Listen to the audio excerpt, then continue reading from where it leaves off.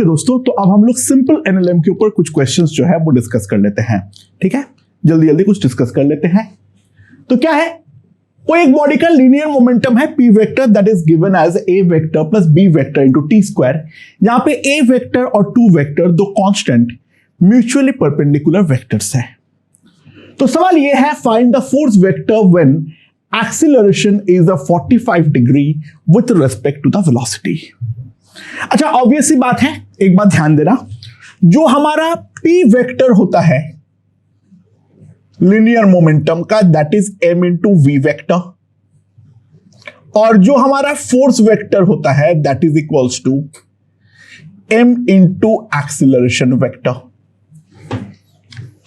तो ऑब्वियस सी बात है, अगर v और a आपस में 45 डिग्री बनाता है तो हमें यह भी बोल सकते हैं जो एंगल बिटवीन, क्योंकि मैं सेम कांस्टेंट से मल्टीप्लाई किया हूं, p vector and f vector will be also equals to 45 degree। ठीक है, राइट। अच्छा, मेरे पास p वेक्टर क्या आ गया है, p vector equals to a vector plus b vector into T square. तो और इससे मैं ये बोल सकता हूं force is equals to dp vector by dt। ए क्योंकि कांस्टेंट वेक्टर है उसका डिफरेंशिएशन तो 0 हो जाएगा, that will be simply equals to 2b vector into t. अब इन दोनों के बीच में एंगल जो है वो है हमारा 45 डिग्री। तो ऑब्वियस सी बात है, cos 45 degree will be simply equals to p dot f by mod of p vector into mod of f vector। ये तो मैं डेफिनेटली लिख सकता हूं। अच्छा, यहां पर अगर मैं p डॉट f करता हूं, एक एक करके निकालते हैं। p डॉट f मेरे पास कितना आएगा, a vector plus b vector into T square, और that is taken dot with a 2 vector into t। Now a और b तो आपस में परपेंडिकुलर है तो वो तो डॉट हमारा 0 हो जाएगा, so that will simply come out to be equals to 2b square t cube।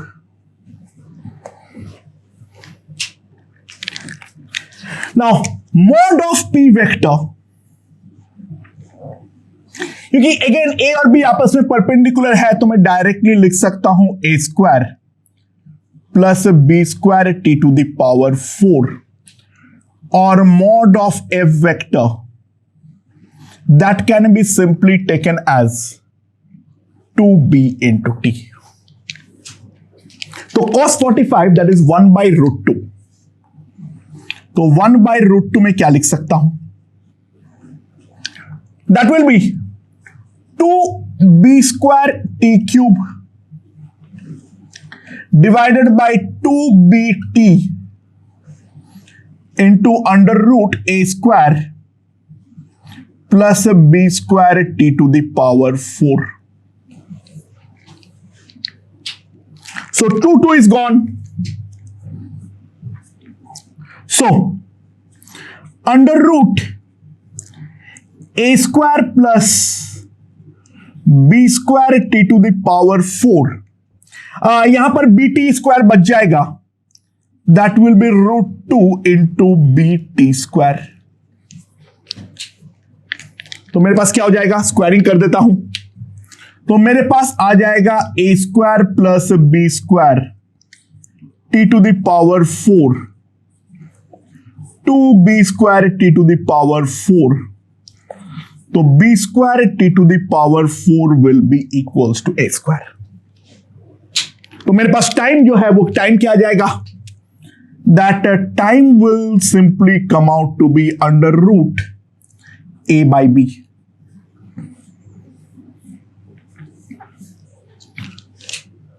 And now simply substitute it over here. तो मेरे पास f वेक्टर जो है, that f vector will come out to be 2 under root a by b into b vector. That will be the f vector on the body. Right? Simple definition और थोड़ा सा vectorial manipulation, काफी आसान question है, समझ में आ चुका होगा। यू वेक्टर जो है वो एक बॉडी का इनिशियल वेक्टर, इनिशियल वेलोसिटी है, और उस बॉडी के ऊपर जो रिजल्टेंट फोर्स लग रहा है वो है हमारा एफ वेक्टर। तो दो कंडीशन दिया हुआ है, पहला u क्रॉस एफ जीरो है जहां पे f हमारा कांस्टेंट है, और दूसरा दिया हुआ है u डॉट एफ हमारा जीरो है जहां पे f जो है वो हमारा एक कांस्टेंट वेक्टर है। तो सवाल यहां पर ये है तो दोनों केस में पाथ क्या होगा। अच्छा, फर्स्ट वाले केस में u vector cross f vector is equals to 0, that simply implies u vector is a parallel to f vector. u cross f अगर 0 है तो सिंपल सी बात है u वेक्टर और f वेक्टर जो है वो हमारा आपस में पैरेलल है। अगर पैरेलल के मतलब दोनों पॉसिबिलिटी है, एक ये भी होगा, एक ये है। तो ये वाले केस में क्या होगा, f equals to m a लगाऊंगा, v equals to u plus a t लगेगा, यानी सिंपल सी बात है पाथ विल बी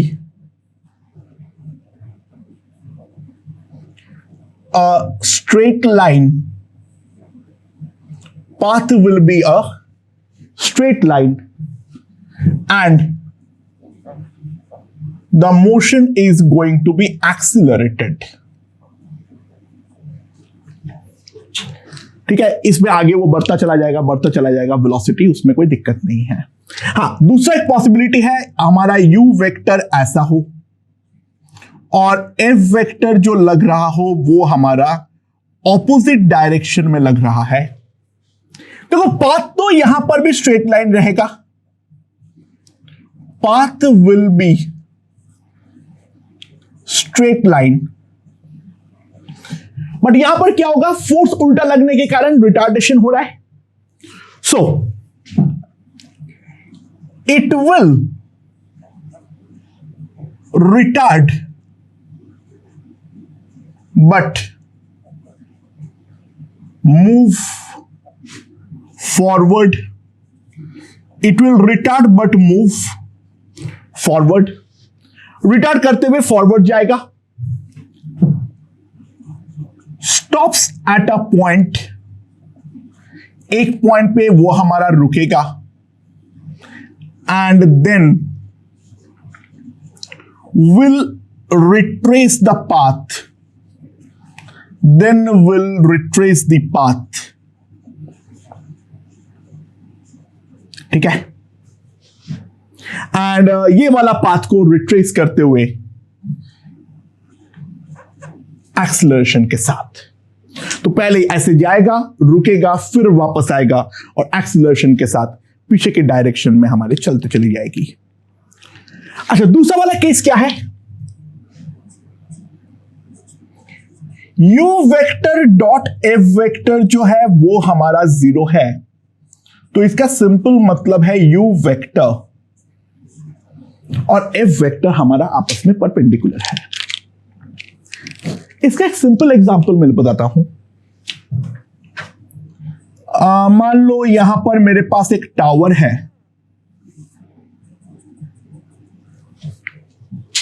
ये वाला पार्टिकल को मैंने हॉराइजेंटली u से प्रोजेक्ट कर दिया और फोर्स जो लग रहा है वो हमेशा डाउनवर्ड mg लग रहा है। This is the scenario. और यहां पर हम जानते हैं ये एक प्रोजेक्टाइल मोशन होती है, यानी path will be a parabola, path जो यहां पर बन जाएगा this is going to be a parabola, right. Okay दोस्तों, एक पार्टिकल के ऊपर दो फोर्स जो है वो साइमल्टेनियसली काम कर रहा है, जो कि उसका एक्सीलरेशन जो है that is along I cap minus J cap. Now एक फोर्स जो लग रहा है वो अगर 3i कैप माइनस जे कैप माइनस के कैप हो, तो दूसरा हमारा F2 वेक्टर क्या होना चाहिए जिससे कि हमारा उसका मैग्नीट्यूड जो हो वो हमारा मिनिमाइज्ड हो। ठीक है।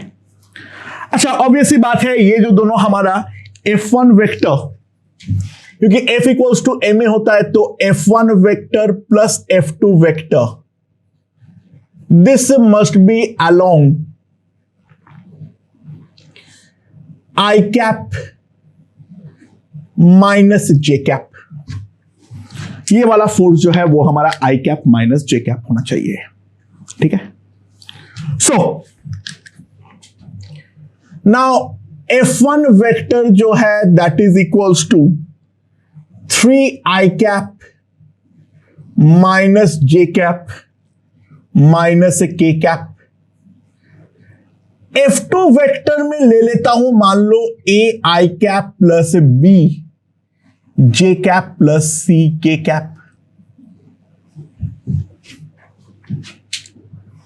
तो इन दोनों को ऐड करने पर उसके अलोंग आना चाहिए, तो मैं सिंपली एक चीज लिख सकता हूं, जो 3 plus AI cap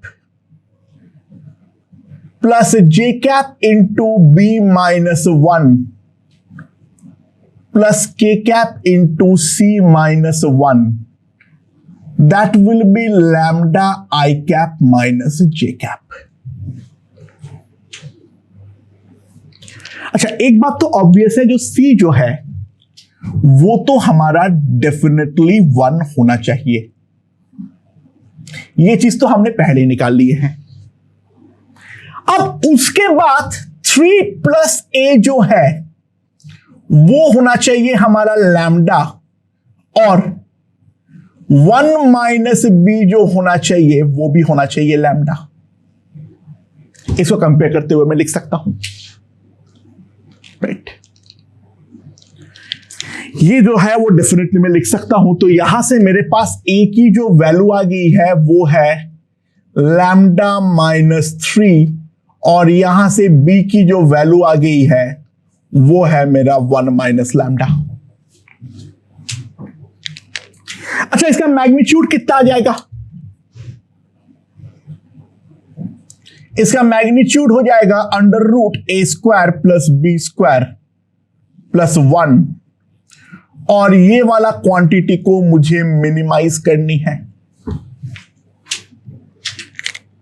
so A square plus B square plus 1 lambda minus 3 का होल स्क्वायर 1 माइनस लैम्डा का होल स्क्वायर प्लस 1। तो मेरे पास क्या आ जाएगा? This will be 2 lambda square minus 8 lambda plus 11। 2 lambda square minus 8 lambda plus 11, ये हो जाएगा मेरे पास वैल्यू। एंड नाउ यहां पर अगर हम गौर से ध्यान दें, इसको मैं ऐसे भी लिख सकता हूं, this can be written as 2 lambda square minus 8 lambda plus 8 plus 3, that will be 2 times lambda minus 2 का होल स्क्वायर प्लस 3। तो मिनिमाइज अगर मुझे करना है तो ये वाला quantity will be equals to 0, right. तो ऑब्वियस सी बात है, यहां से मेरे पास आ जाएगा लैम्डा इक्वल्स टू 2, और लैम्डा अगर हमारे पास 2 आ चुका है तो मैं A जो है वो क्या लिख सकता हूं? A will be equals to -1 and B will be also equals to -1। A जो आएगा वो भी हमारा आएगा -1, और B जो आएगा वो भी आएगा हमारा -1। तो हमारे पास जो दूसरा फोर्स है F2 vector, that will be minus I cap minus J cap plus K cap. एक बार दोनों F1 और F2 को ऐड करके देख लो फटाफट, कितना आ रहा है? 2I cap minus 2J cap, जो कि डेफिनेटली I कैप और J कैप के अलोंग ही है। ठीक है, मेरे ख्याल से ये चीज हमें समझ में आ गई है। ओके दोस्तों, अगला क्वेश्चन देखते हैं। मेरे पास 2 पार्टिकल्स हैं। The only force that is acting between them is the mutual gravitational force. ठीक है। कोई एक इंस्टेंट पे दोनों के बीच का सेपरेशन है r, और उस टाइम पे m2 m1 के ऊपर जो फोर्स लगाता है वो अगर f वेक्टर है, तो सवाल यहां पर ये है उस इंस्टेंट पे mod of d square r vector by dt square जो है वो हमें यहां पर निकालनी है ना। ऑब्वियस सी बात है, ये जो फोर्स लगा रहा है वो है अगर f वेक्टर, ठीक है। तो according to the Newton's third law यहां पर जो हमारा फोर्स आएगा that will be minus f vector, right. Obviously बात है यहां पर जो लगेगा that will be equals to minus f vector, क्योंकि यहां पर एक्शन रिएक्शन पेयर है, जो m1 m2 पर लगाएगा वही m2 पलट के m1 पे लगाने वाला है। सो जो हमारा a1 वेक्टर होगा that will be equals to f vector by m1, और जो हमारा a2 वेक्टर होगा दैट विल बी माइनस, ठीक है। Now d square r vector by dt square,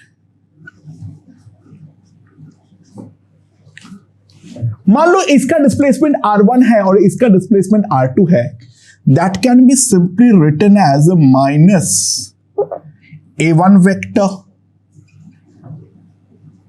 minus a2 vector. दोनों का जो रिलेटिव एक्सीलरेशन है, जो हमारा इफेक्टिव एक्सीलरेशन है, वही तो हमारा d square r by dt square आएगा। यानी what I can write is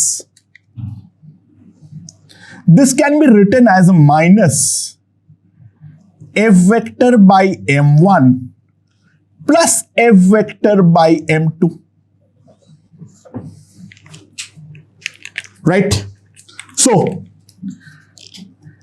हमारे पास जो आ जाएगा that will be d square r vector by dt square will be equals to minus m1 plus m2 by m1 m2 into f vector.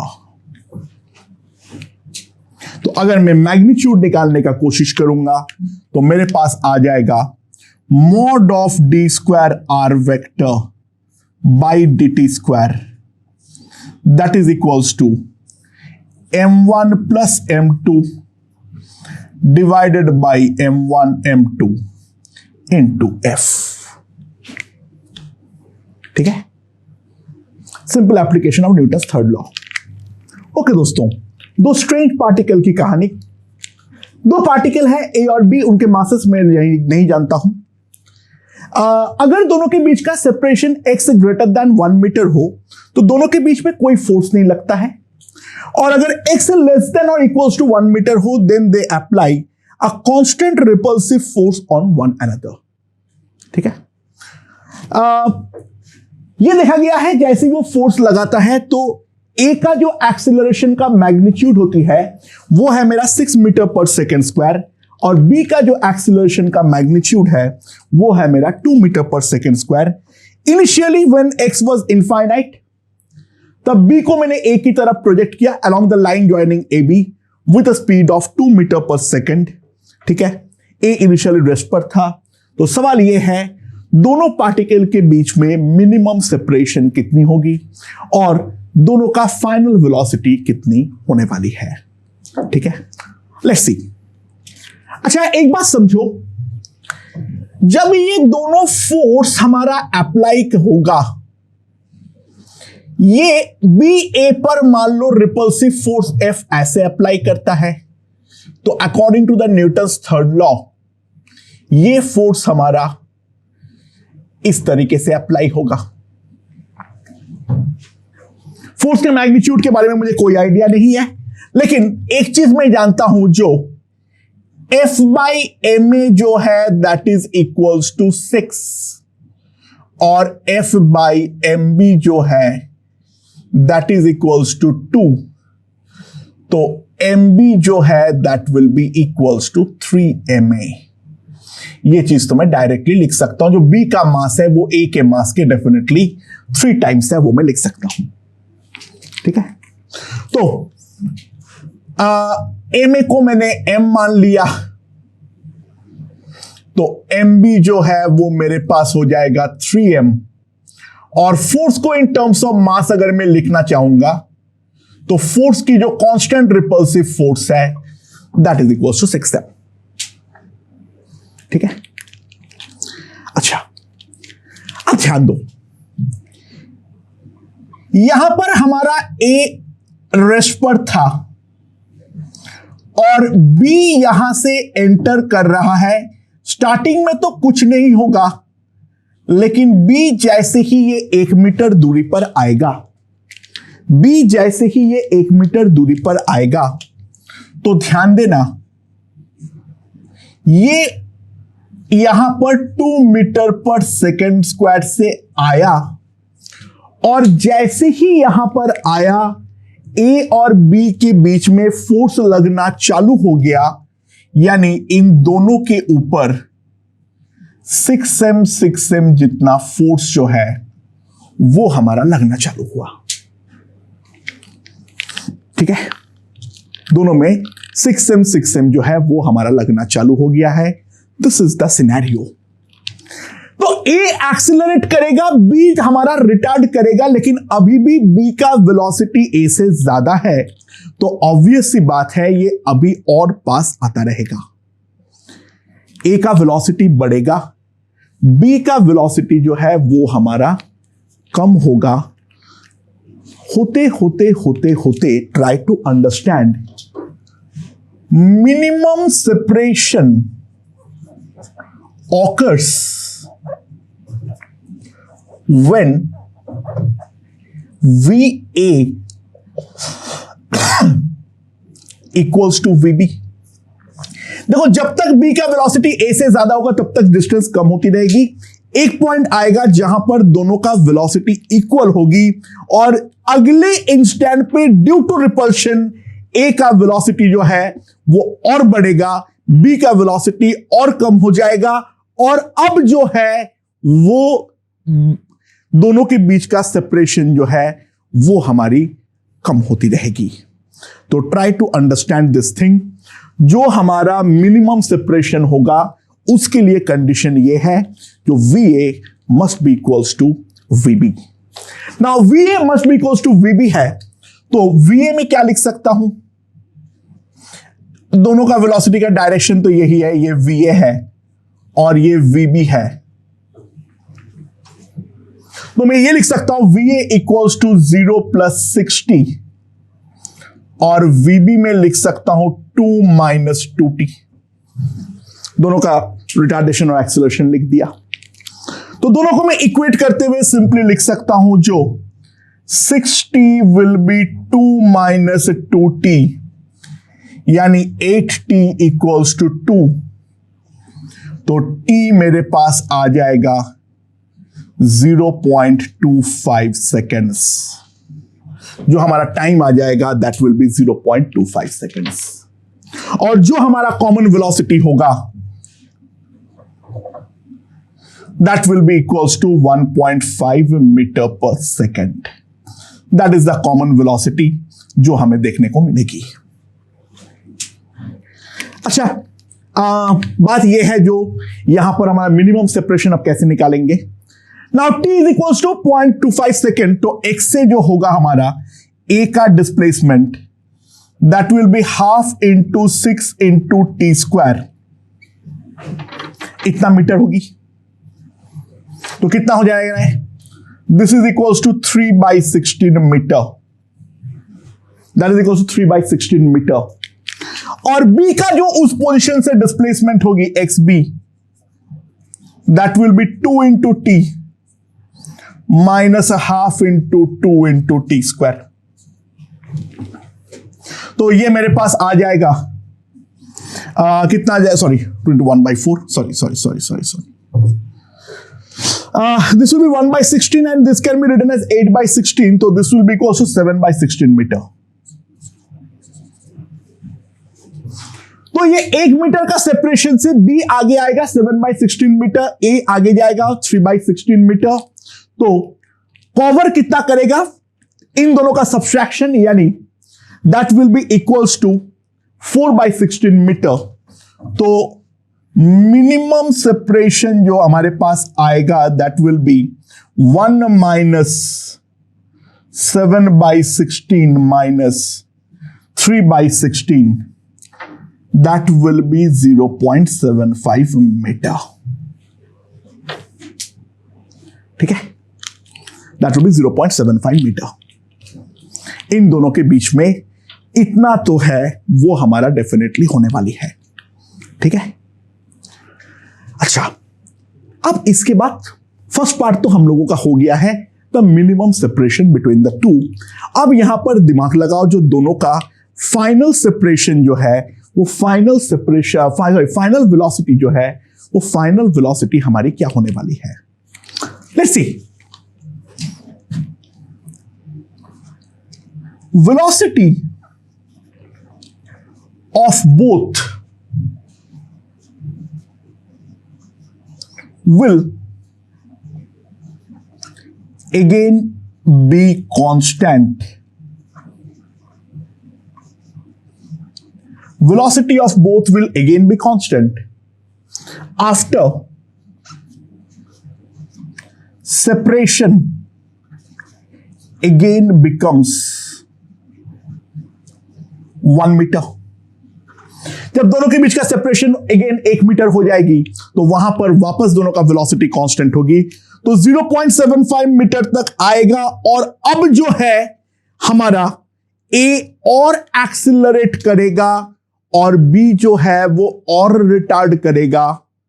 ठीक है, तो B हमारा धीरे धीरे धीरे धीरे स्लो डाउन होती रहेगी, A हमारी स्पीड अप करती रहेगी। और जब हमारा दोनों का सेपरेशन 1 मीटर हो जाएगा तो वहां पर जो है वहां पे हमारा वापस फाइनल वेलोसिटी बन जाएगी। तो यहां पर हम लोग सिनेरियो बना लेते हैं, ये हमारा A है और ये हमारा B है, ये हमारा A है और ये हमारा B है। तो दोस्तों ध्यान देना, राइट नाउ यहां पर जो है इसका वेलोसिटी है 1.5 मीटर पर सेकेंड और B की भी जो वेलोसिटी है दैट विल बी 1.5 मीटर पर सेकेंड।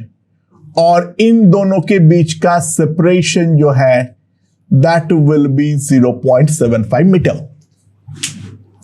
और एक्सीलरेशन के बारे में अगर बात करें तो ये इसका अभी भी है 6 मीटर पर सेकेंड स्क्वायर और इसका तो अभी भी रिटार्डेशन है 2 मीटर पर सेकेंड स्क्वायर। तो ये वाले पोजीशन से A का डिस्प्लेसमेंट कितना होगा, ध्यान दो, x से जो होगा that will be equals to 1.5t minus half into 6 into T square. और xb जो होगा that will be again 1.5t plus minus half into 2 into T square. ठीक है, ये हमारी आने वाली है इस पॉइंट के रेस्पेक्ट में। अब ये फर्दर डिस्प्लेसमेंट में ये लिख सकता हूं। Now try to understand, 0.75 already है, उसे बनाना हमें 1 पड़ेगा, तो we need t when xa minus xb will be 0.25। जब xa माइनस xb मेरा 0.25 हो जाएगा, मुझे वो इंस्टेंट ऑफ टाइम चाहिए, क्योंकि पॉइंट अब a फर्दर और कितना आगे चला जाना चाहिए, that will be simply equals to 0.25 b के रेस्पेक्ट में। 0.75 का तो ऑलरेडी है, बस 1 मीटर मुझे पार करवाना है। तो अगर मैं दोनों को सब्सट्रैक्ट करता हूं तो दिस इज गॉन, तो half into 8 into T square is equals to 1/4, यानी टी स्क्वायर का जो वैल्यू आ जाएगा दैट विल बी 1/16 तो t मेरे पास आ जाएगा 0.25 सेकेंड। तो फर्दर 0.25 सेकेंड में हमारा ये जो टाइम पे हमारा यहां पर a और b के बीच में सेपरेशन 1 मीटर बन जाने वाली है। सो a का जो फाइनल वेलोसिटी होगी va, that will be 1.5 plus 6 into 0.25। Now if I compute तो मेरे पास कितना हो जाएगा? This will be equals to 1.5, so va will be equals to 3 metre पर सेकेंड। ये हमारा इसका फाइनल वेलोसिटी होगी। और vb जो होगी that will be 1.5 minus 2 into 0.25, that will be equals to 1 metre पर सेकेंड। ठीक है, so these are the final velocities of a and b. Okay okay दोस्तों, सो बेसिक फोर्स का एनालिसिस हम लोगों ने अभी काफी कुछ कर लिए हैं। अब हम लोग थोड़ा प्रॉपर एनएलएम की ओर आगे बढ़ते हैं। स्टार्टिंग में काफी आसान क्वेश्चंस की ओर जाएंगे, फिर धीरे धीरे हम लोग लेवल को टफ करते रहेंगे। तो हमारे पास एक ब्लॉक है जो ग्राउंड पे रखी हुई है और उसके साथ एक स्ट्रिंग है। स्ट्रिंग जो मैक्सिमम टेंशन बर्दाश्त कर सकता है वो है लैम्डा mg, यहां पे लैम्डा ग्रेटर देन 1 है। तो सवाल यहां पर यह है, जो ब्लॉक को अगर मुझे हाइट एज तक चलाना है तो मिनिमम मुझे कितने टाइम की रिक्वायरमेंट होगी? Now that is the question. तो हम किस तरीके से करने वाले हैं? अच्छा, ऑब्वियस सी बात है, जो हमारा ब्लॉक है इसके ऊपर टेंशन T लगेगा और यहां पर लगेगा mg, और इस कारण पे ये अपवर्ड डायरेक्शन में एक्सीलरेट करेगा A से। तो मेरे पास ये आ जाएगा जो T minus mg is equals to ma। अच्छा, T जो है दैट इज, तो यहां पर जो मुझे T चाहिए that will be less than और इक्वल्स टू, यहां पे इक्वल टू हटा दो। ठीक है, लैम्डा mg पे बर्दाश्त कर लेगा मान लो। ठीक है, वो अप्रोक्सीमेट वाला किस तरफ तुम देख रहे हो बस उसका फंडा है। सो इसको अगर मैं लैम्डा mg पुट करता हूं तो ma must be less than और equals to mg into lambda minus 1। T at max जो है लैम्डा mg हो सकता है, उससे ज्यादा पे तो हमारा प्रॉब्लम हो जाएगी, टूट जाएगी। तो ma must be less than lambda mg minus mg। तो जो मेरा बॉडी का एक्सीलरेशन होगी a, that must be less than g into lambda minus 1। Now h is equals to half a into T square, तो t is equals to 2h by a। तो obviously बात है, t मेरा minimise तब होगा जब a हमारा maximise होगा। तो what I can write is t min equals to under root 2h by g into lambda minus 1। That will be the minimum time जो मुझे ब्लॉक को उठाने में टाइम लगने वाला है। ओके ओके दोस्तों, अगला क्वेश्चन देखते हैं। मेरे पास यहाँ पे दो ब्लॉक हैं, दो, एक का हाइट है 3 मीटर, एक का हाइट है 1 मीटर। जो 3 मीटर वाला है वो मेरा 2 kg है और जो 1 मीटर वाला है वो है मेरा 3 kg का। तो राइट नाउ ये सिनेरियो है, जो इसका जो लोअर एंड है और इसका जो टॉप एंड है वो दोनों हमारा सेम हॉराइजेंटल लेवल पर है। तो सवाल ये है, जो कंप्लीट क्रॉसओवर होने में टाइम हमारा क्या लगने वाला है? ठीक है, अच्छा अगर हम लोग थोड़ा ध्यान दें यहां पर, कंप्लीट क्रॉसओवर होने के बाद what will be the scenario?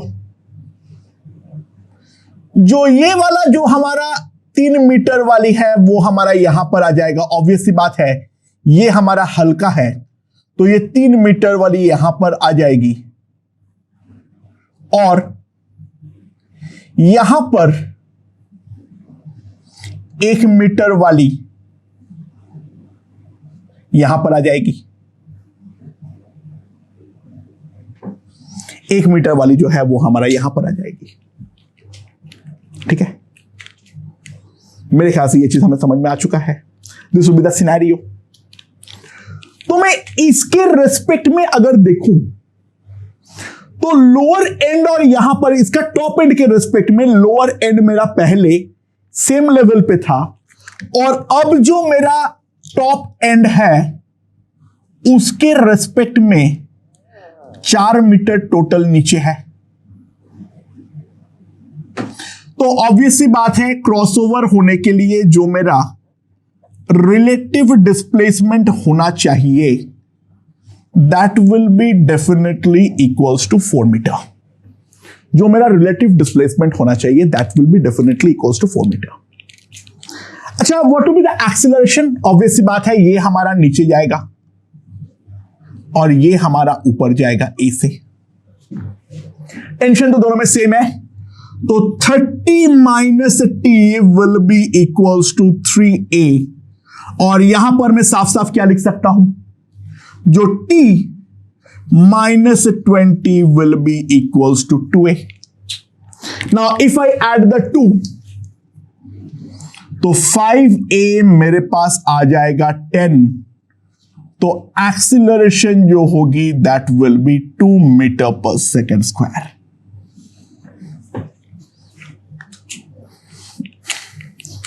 सो दोस्तों, रिलेटिव डिस्प्लेसमेंट 4 मीटर है, तो रिलेटिव एक्सीलरेशन जो होगा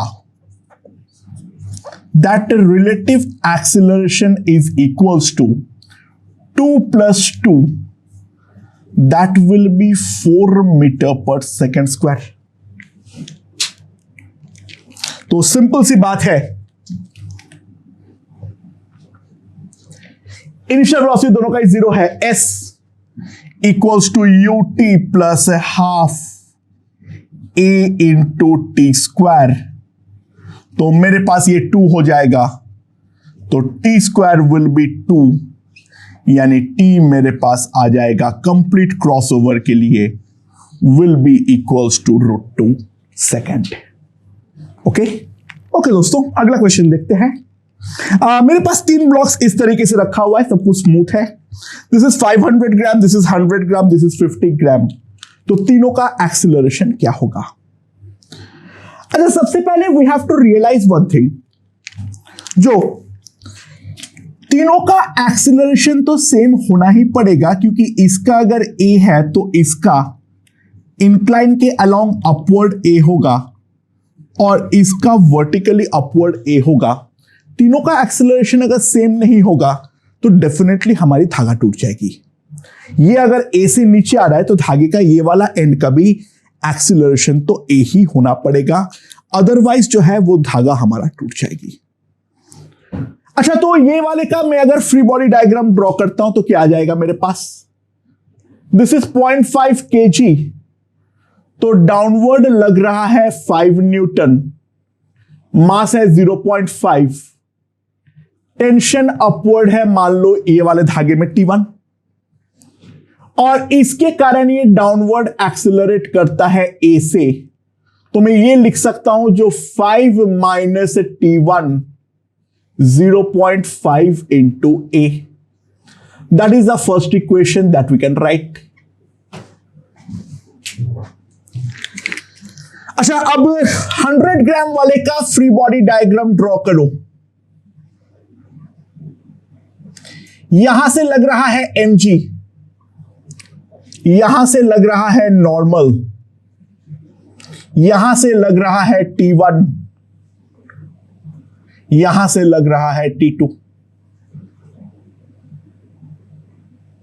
ये वाला एंगल जो है दैट इज 37 डिग्रीज। और यहां पर अगर हम ध्यान दें तो इसको दो कंपोनेंट पे रिजॉल्व कर लो। बाय द वे, इसका मास जो है दैट इज 0.1, ये 37 है तो ये भी हमारा 37 है। तो मेरे पास आ जाएगा T1 माइनस T2, mg है 1 और उसका sin 37 दैट इज 3/5, तो माइनस 0.6 विल बी 0.1 इंटू ए, ये आ जाएगा मेरे पास। एंड लास्ट अगर हम ध्यान दें इस वाले का, यहां पर लग रहा है टेंशन T2, यहां पर जो लग रहा है दैट इज, इसका मास है 0.05 kg, यहां से लग रहा है 0.5 न्यूटन, इसका अपवर्ड एक्सीलरेशन A है। तो T2 minus 0.5 that will be equals to 0.05 into A। ये है मेरा 3 रिलेशन, और अब मुझे सिंपली इन तीनों को ऐड कर देना चाहिए। तो इन तीनों को ऐड करते हुए मैं एक ही चीज लिख सकता हूं, ध्यान दो, 5 minus 1.1 is equals to 0.65A, that will be equals to 0.65A। तो A मेरे पास आ जाएगा 3.9 divided by 0.65. So acceleration will come out to be equals to 6 meter per second square. Okay? Okay दोस्तों, तो यहां पर मेरा 2 ब्लॉक्स जो है वो 2 ब्लॉक मेरे सरफेस पे है। एक का मास है 20 kg, दूसरे का मास है 10 kg। यहां पर एक मासलेस पुली है जिसको मैंने फोर्स F से अपवर्ड खींच रहा हूं, ठीक है। तो दोनों का एक्सेलरेशन निकालो। अगर F है मेरा 120 न्यूटन, दूसरा है मेरा 300 न्यूटन, और तीसरा जो है वो है मेरा 450 न्यूटन। अच्छा, ट्राई टू रियलाइज एक चीज, क्योंकि ये वाला पुली हमारा मासलेस है, तो ऑब्वियस सी बात है दोनों तरफ हमारा जो फोर्सेस आएंगे that will B F/2 and F/2, and यही हमारा धागे में टेंशन की तरह काम करेगा। तो tension in this string, tension in string is equals to F/2।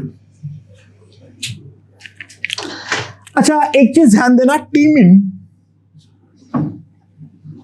To lift 10 kg is obviously 100 newton, क्योंकि अभी तो राइट नाउ नॉर्मल को हमें वहां पे जस्ट जीरो करना है, तो mg को और टेंशन जो है वो जस्ट बैलेंसिंग हो जाना चाहिए। तो वहां पर जाके वो जस्ट लिफ्ट अप होगा, जहां पे नॉर्मल हमारा जीरो होगा, पहली बार वो कांटेक्ट को छोड़ेगा। तो डाउनवर्ड mg, अपवर्ड टेंशन। तो minimum tension required to lift the 10 kg block is equals to 100 newton, और minimum tension to lift the 20 kg block will be equals to 200 newton. ठीक है। सो ध्यान देना, पहले वाले केस में F जब तुम्हारे पास कितना है 120 न्यूटन, तो टेंशन हमारे पास आ जाएगा 60 न्यूटन, जो कि हम साफ साफ देख सकते हैं दोनों से कम है। तो no block will lift up, acceleration of both will be equals to 0। दोनों का ही जो एक्सीलरेशन आने वाला है that will be equals to perfectly 0। दूसरे वाले केस में F जब मेरा 300 न्यूटन है, तो धागे में टेंशन जो आएगी दैट विल बी 150 न्यूटन। तो सिंपल सी बात है, 20 kg वो तो हमारा रेस्ट पर ही रहेगा, लेकिन 10 kg लिफ्ट हो जाएगा मेरा। 20 kg वाले का कुछ नहीं होगा, और 10 kg वाला जो है वहां पर वो हमारा रेस्ट पर आ जाएगा, लिफ्ट अप हो जाएगा। तो मैं 10 kg वाले ब्लॉक का अगर फ्री बॉडी डायग्राम ड्रॉ करूं, तो अपवर्ड लग रहा है 150 न्यूटन, डाउनवर्ड लग रहा है मेरा 100 न्यूटन, और ऊपर एक्सिलरेट हो रहा है A से। तो मैं सिंपली ये चीज लिख सकता हूं, जो 150 is minus 100, that is equals to 10A। तो A जो आ जाएगा दैट विल बी 5 मीटर पर सेकेंड स्क्वायर। तो ये जो 20 kg वाला ब्लॉक है उसके साथ तो कुछ भी नहीं होने वाला है, लेकिन जो मेरा 5 kg 10 kg वाली ब्लॉक है वो अपवर्ड एक्सीलरेशन 5 मीटर पर सेकेंड स्क्वायर से जाने वाली है। नाउ तीसरे वाले केस पे अगर हम ध्यान दें, F जो है दैट इज 450 न्यूटन, तो T जो होगा दैट विल बी 225 न्यूटन। तो बोथ विल लिफ्ट, दोनों के दोनों हमारा 20 kg वाला ब्लॉक और 10 kg वाला ब्लॉक दोनों हमारा लिफ्ट अप होने वाला है, और उसके बाद तो हमारे पास एक सिंपल अर्थवुड मशीन हो जाएगा। ध्यान देना यहां पर क्या होगा, यहां पर हमारे पास हो जाएगा फोर्स F। सो यहां पर अपवर्ड लग रहा है टेंशन T यानी 225, डाउनवर्ड लग रहा है मेरे पास कितना 200, और यहां पर 10 kg वाले ब्लॉक पे यहां पर लग रहा है 100, और यहां पर जो लग रहा है ये अभी भी लग रहा है 225। ओके, तो मैं अगर एक्सीलरेशन के बारे में ध्यान दूं तो इसका एक्सीलरेशन अपवर्ड है मान लो A1, और इसका एक्सीलरेशन जो है वो मेरा अपवर्ड है मान लो A2। तो A1 की जो वैल्यू आ जाएगी 25/20, 25/20, तो मेरे पास कितनी आ जाएगी, that will be equals to 25/20, that is 1.25 metre पर सेकेंड स्क्वायर। एंड A2 जो है वो है 125/10, दैट विल बी 12.5 मीटर पर सेकेंड स्क्वायर। ठीक है, सो एक चीज यहां पर अब ध्यान देने का कोशिश करो, जो यहां पर दोनों का एक्सीलरेशन सेम होना बिल्कुल भी जरूरी नहीं है। यहां पर दोनों का एक्सीलरेशन सेम होना बिल्कुल भी जरूरी नहीं है, क्योंकि जो मेरा पुली है वो खुद एक्सीलरेट कर रहा है।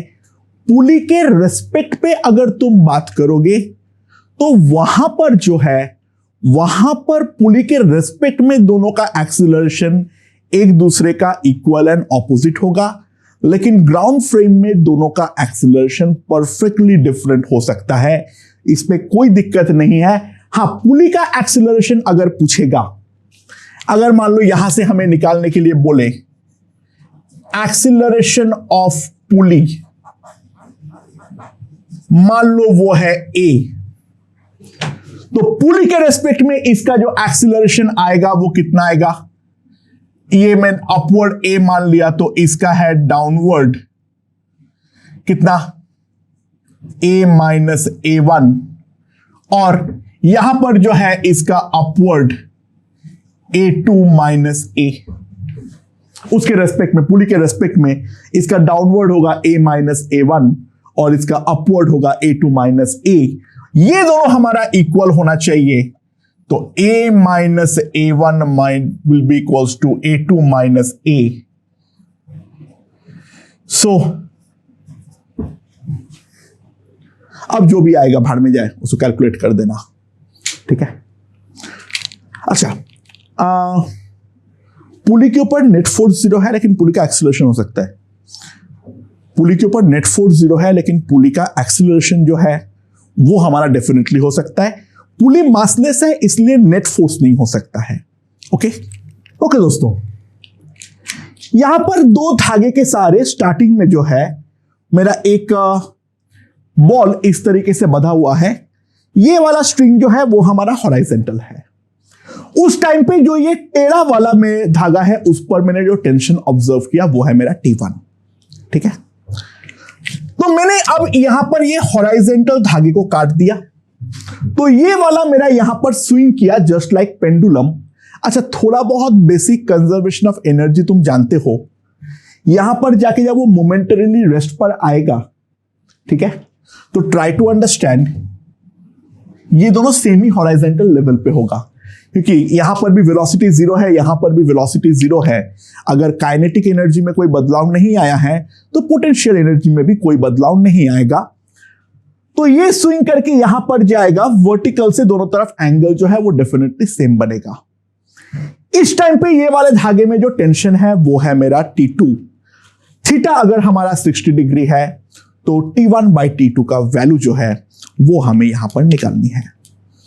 वो हम किस तरीके से निकालेंगे? अच्छा, स्टार्टिंग में मान लो ये वाला धागे में जो टेंशन है इसका राइट नाउ जो है हमारा बॉडी तो इक्विलिब्रियम में है।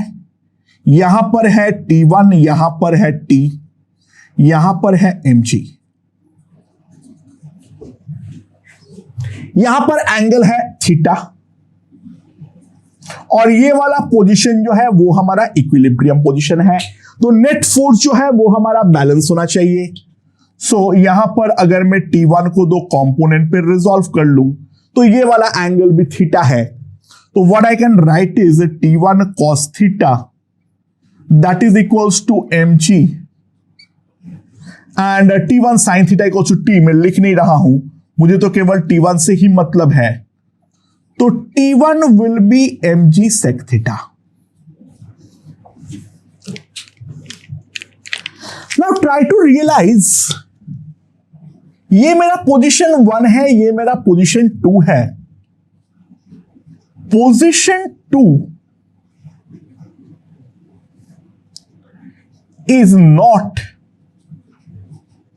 इक्विलिब्रियम, क्योंकि पोजीशन 2 के बारे में अगर हम ध्यान दें तो पोजीशन 2 पे जो दो फोर्सेस लग रहा है, those two forces are non collinear, यानी यहां पर लग रहा है T2 और यहां पर लग रहा है mg। दो नॉन कोलिनियर फोर्स तो कभी भी आपस में इक्विलिब्रियम पे आ ही नहीं सकता है। यहां पर पार्टिकल का एक्सीलरेशन डेफिनेटली होगा। हाँ, स्ट्रिंग के अलोंग अगर मैं देखूं तो यहां पर मैं mg का दो कंपोनेंट पे तोड़ सकता हूं, एक ऐसा और एक ऐसा। ये एंगल भी हमारा थीटा है, तो that will be mg cos theta and इस डायरेक्शन में फोर्स बैलेंस होगा, क्योंकि धागे पे जो mg का इफेक्ट है उतना ही तो टेंशन वो प्रोड्यूस करेगा, बट इसका जो एक्सीलरेशन होगा वो हमारा इस डायरेक्शन में होगा, that a will be simply g sin theta. Body यहां पे एक्सीलरेट कर रहा है, धागे के अलोंग हमारा फोर्स बैलेंस होना पड़ेगा, यानी T2 जो है that will be mg cos theta.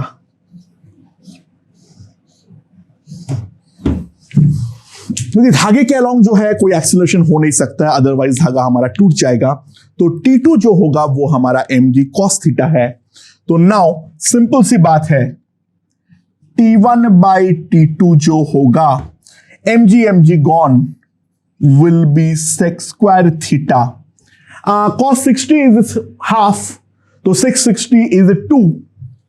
So T1/T2 will be equals to 4.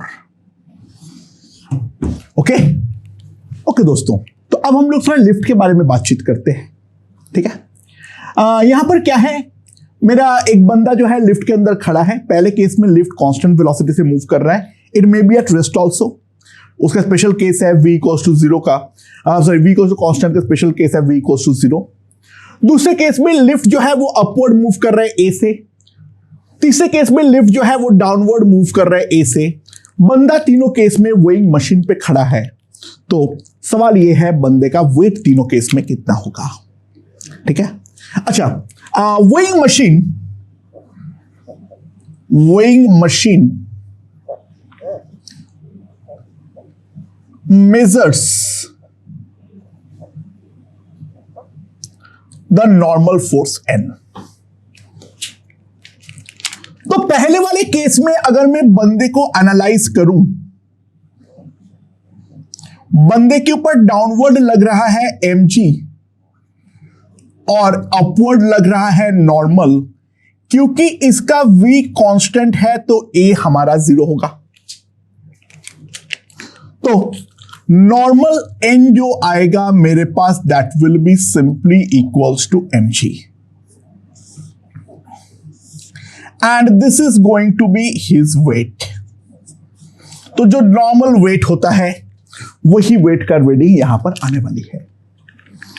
दूसरे वाले केस पे जहां पर लिफ्ट हमारा अपवर्ड एक्सिलरेट कर रहा है, यहां पर है mg, यहां पर है नॉर्मल, अपवर्ड एक्सिलरेशन a हो रहा है, तो n minus mg will be ma, तो n will be m into g plus a। This is going to be the weight, यानी that is greater than mg। तो ऑब्वियस सी बात है, लिफ्ट पे अगर ऊपर की तरफ एक्सिलरेट हो रहा है, हम लोग डे टू डे लाइफ में भी उसको फील किए हैं, जो मैन विल फील हेवी, बंदा अपने आप को हेवी फील करेगा। और तीसरे वाले केस पे जहां पर बंदा जो है वो मेरा डाउनवर्ड एक्सिलरेट कर रहा है, ये है मेरा mg, ये है मेरा नॉर्मल, तो सिंपल सी बात है, मैं यहां पर लिख सकता हूं mg minus m is equals to ma, n will be m into g minus a।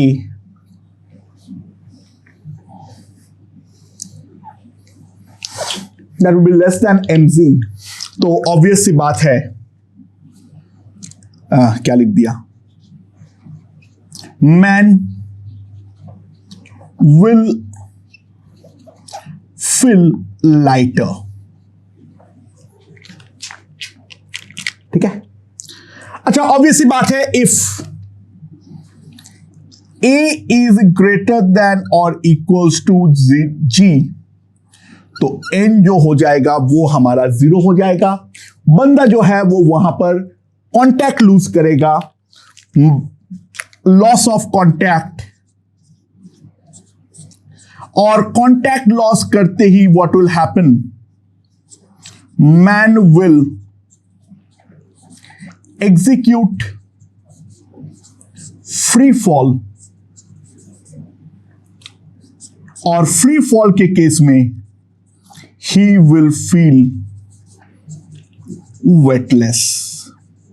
बंदा जो है वो अपने आप को वेटलेस फील करेगा, बंदा जो है वो ग्राउंड के साथ कांटेक्ट पे ही नहीं रहेगा, तो नॉर्मल लगने का कोई सवाल पैदा ही नहीं होता है।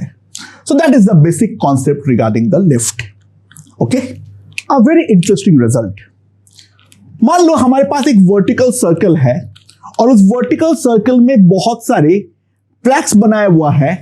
ठीक है, ट्रैक जो है वो सारे के सारे उस वर्टिकल सर्कल का कोई ना कोई कॉर्ड है। It may be diameter also, that's a special case of chord. अगर मैं बॉल को छोड़ता हूं ड्यू टू ग्रेविटी, तो हर केस में बॉल को कॉर्ड के एक एंड से दूसरे एंड पर जाने में एग्जैक्टली सेम टाइम लगने वाली है। That is a very very important result. ये हम प्रूफ करेंगे और ये वाला रिजल्ट को हम याद भी रखने वाले हैं। ठीक है, तो प्रूफ करने के लिए let us take a chord that makes theta with vertical. हम एक ऐसा कॉर्ड ले रहे हैं जो हमारा वर्टिकल के साथ थीटा एंगल बनाता है। तो अगर मेरा वो कोई भी कॉर्ड है जो कि थीटा वर्टिकल के साथ बनाता है, मान लो इसका रेडियस जो है वो है हमारा 2r, हमारा रेडियस जो है वो है हमारा r। तो let us draw the diameter first. तो इसका लेंथ जो होगा वो होगा मेरा 2r। Now let us consider that chord that makes a theta with the vertical. ये मेरा थीटा है। नाउ ये वाले कॉर्ड के दूसरे एंड को डायमीटर के दूसरे एंड से जोड़ दो। We know semi circular angle is 90 degree. So now this is A, this is B. ये अगर 2r है तो ए बी जो आएगा, ये 90 डिग्री है, तो ए बी का लेंथ जो आएगा that A B will be 2r into cos theta. ठीक है, ए बी का लेंथ जो आएगा वो आएगा मेरा 2r इंटू कॉस थीटा। ना यहां पर कोई भी पार्टिकल के बारे में देखो, डाउनवर्ड इसके ऊपर फोर्स लग रहा है mg, यहां पर लग रहा है नॉर्मल। सो यहां पर इसका दो कंपोनेंट है, एक ऐसा और एक ऐसा। ये थीटा है तो ये भी थीटा है, ये भी थीटा है, ऑब्वियस सी बात है। So force along chord that will be equals to mg cos theta। तो एक्सीलरेशन जो हमारे पास आने वाली है, that acceleration along the chord will be g cos theta। Now the displacement that has to be done is 2r cos theta। So initial velocity is 0। So what I can write is 2r cos theta half g cos theta into t square। This is gone। तो t की जो value आएगी that will be equals to 4r upon g। So that is the time जो हमारा लगने वाला है यहां पर कोई भी कॉर्ड के थ्रू जाने के लिए। एंड ध्यान देना, this is a independent, this is completely independent of theta. So it's a very important result। Please try to remember it। ठीक है, I am making a star mark। Please try to remember this result, क्योंकि बहुत सारे question में इस चीज को हम डायरेक्टली भी अप्लाई कर लेंगे, राइट? ओके दोस्तों, तो मेरे पास यहाँ पे एक हेवी रोप एक स्मूथ सरफेस पे पड़ा हुआ है और इस रोप का एक एंड से मैंने 1 न्यूटन का फोर्स लगा रहा हूं। इसका जो मास पर यूनिट लेंथ है लैम्डा, वो हमारा कांस्टेंट नहीं है, that depends as e to the power x by l। x मेरा लेफ्ट हैंड साइड से मेजर्ड है, तो हमें टेंशन निकालना है इन टर्म्स, टेंशन निकालना है at the point x equals to l by 2। ठीक है, अच्छा, कोई भी मैं अगर जनरल डिस्टेंस x पर एक dx का टुकड़ा काटूं, ठीक है, तो मेरा जो मास आएगा dm, वो dm मेरा कितना आने वाला है? That will be lambda dx, यानी e to the power x by l into dx।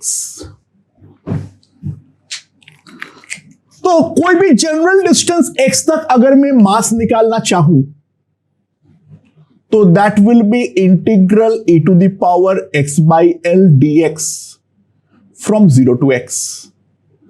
इसका इंटीग्रेशन x बाई एल पे 1 by L, 1 divided by 1 by L आएगा, तो ऊपर तो l जाएगा, into e to the power x by L from 0 to x। तो कोई भी जनरल पॉइंट तक का अगर मैं निकालूं मास, तो m मेरे पास आ जाएगा l into e to the power x by L minus 1। ठीक है, अच्छा, तो टोटल मास क्या आएगा?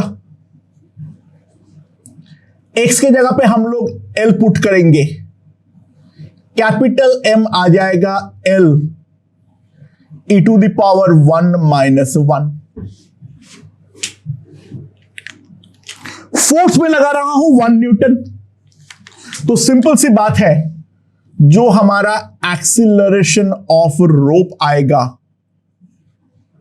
that will be 1 divided by L into E minus 1. That will be meter per second square.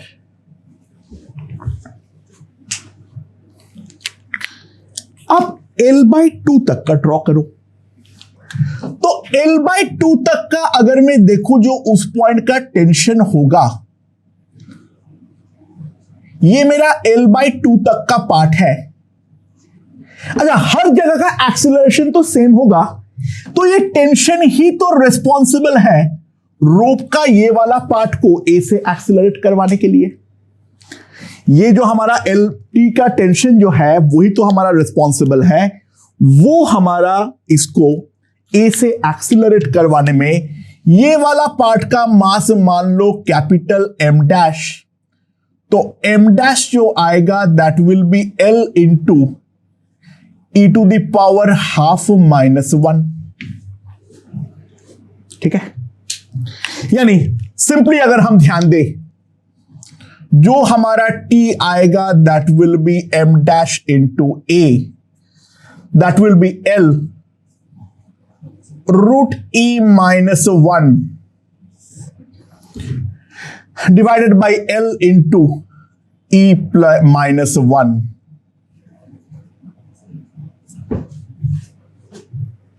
And tension T हमारे पास आ जाएगा L cut, इसको लिख दो root E minus 1 into root E plus 1, तो T आ जाएगा 1 by root E plus 1। So that will give me the value of tension. T is equals to 1 by root E plus 1.